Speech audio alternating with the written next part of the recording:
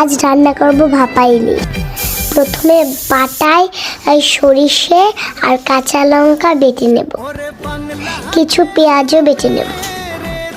এবার পেঁয়াজ বাটার মধ্যে হলুদ মরিচের গুঁড়া, লবণ এবং সরিষার তেল মিশিয়ে নেব।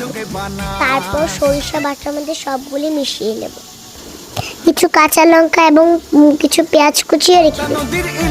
এবার মাছগুলি প্লেটে খুব সুন্দর করে সাজিয়ে নেব। আগে তৈরি করা মশলাটা মাছের সঙ্গে খুব ভালোভাবে মিশিয়ে নেব।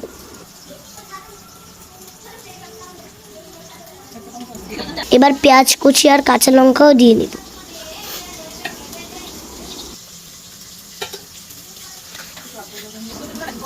এবার মাছের ভিতর খুব ভালোভাবে মশলাটা মেখে নেব, যাতে মশলাগুলি মাছের ভিতরে যায়।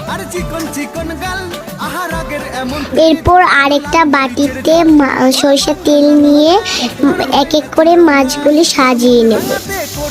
প্রত্যেকটা মাছের ভিতর এক এক করে কাঁচামরিচ দিলে খেতে খুব ভালো লাগে।